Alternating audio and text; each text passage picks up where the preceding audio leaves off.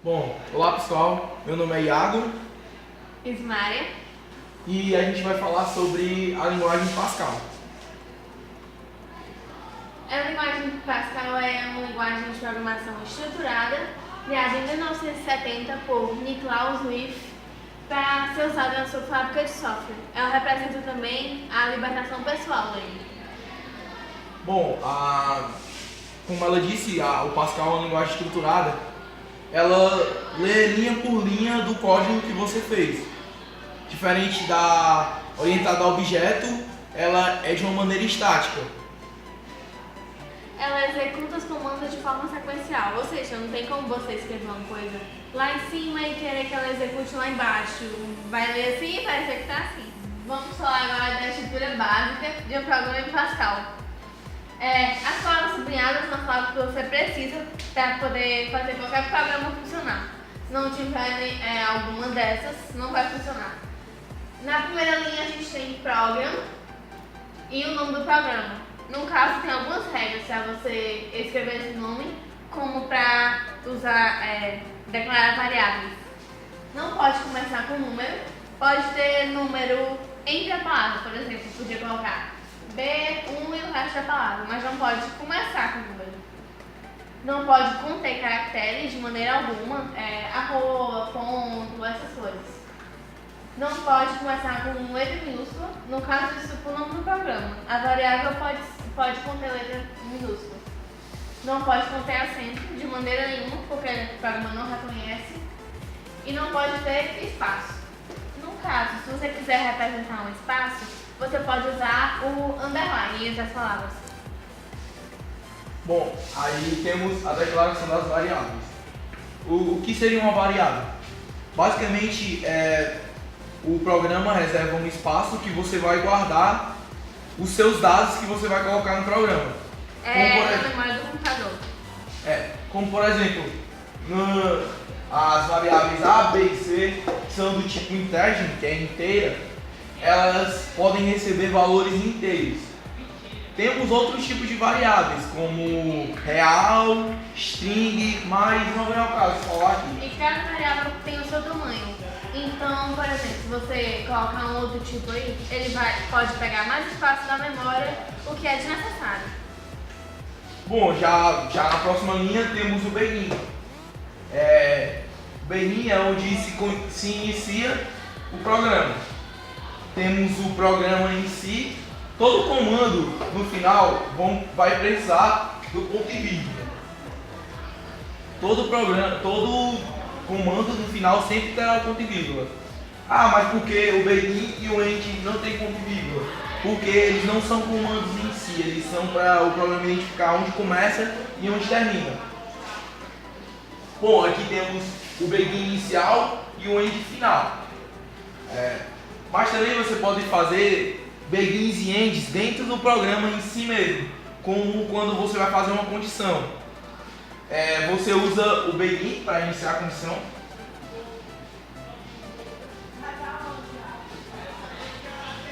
E o end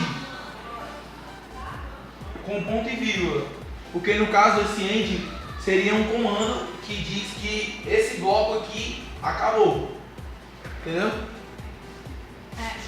Continuando o assunto sobre a estrutura básica, eu vou falar agora sobre os tipos de variáveis.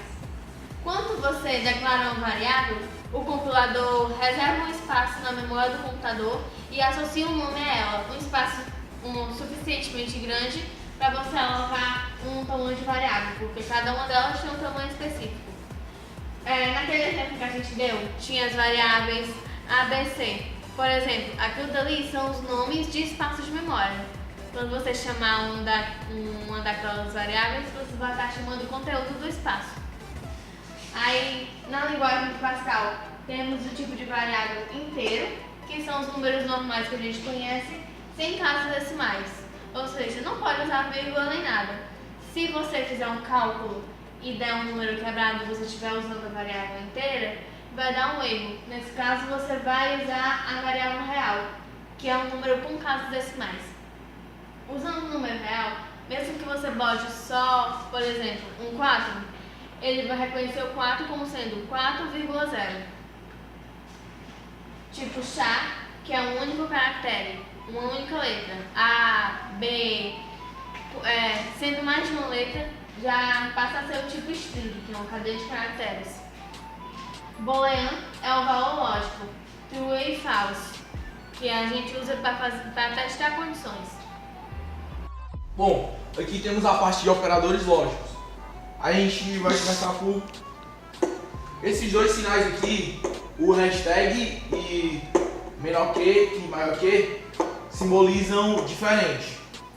Aqui temos o igual, o maior, que é pelo maior que, e o menor, simbolizado pelo menor que. E também temos o maior igual e o menor igual. Já nas operações matemáticas são as operações básicas, que é a soma, que é representado pelo sinal de soma, né? Subtração, pelo de subtração, o de divisão pela barra, o de multiplicação pelo asterisco e o mod, que no caso o mod ia executar quase a mesma função do de divisão, só que no lugar dele pegar o número que ele dividiu, tipo 2 dividido para 2, que ia dar 1, ele vai pegar o resto, que no caso 2 mod 2 ia ficar igual a 0. O resto da divisão é 0. No caso o mod ia pegar o resto da divisão. Bom, agora vamos usar um exemplo de como são usados os operadores racionais. Aqui temos uma variável A que recebe 1 e a variável B que recebe 2. Bom, no caso desse A maior que B,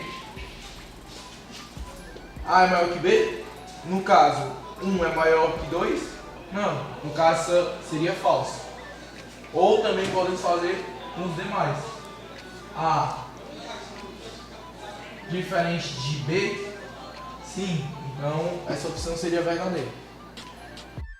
Além dos operadores que o Iago já falou, existem os operadores lógicos, que são NOT, negação, AND, conjunção, OR, disjunção e SHOR, disjunção exclusiva.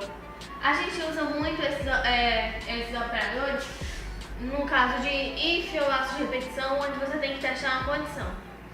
E além desses aqui, tem outros que eu posso citar: o cos, que retorna o valor do cosseno em radianos de uma expressão; SQR, que é para você calcular raiz quadrada; trunc, que retorna, pega o valor antes da vírgula. Ou seja, se você tiver um valor real e colocar trunc, ele vai cortar, não arredondar, que é diferente, cortar e eliminar, esquecer todos os números que são depois da vírgula e pegar o valor só antes dela.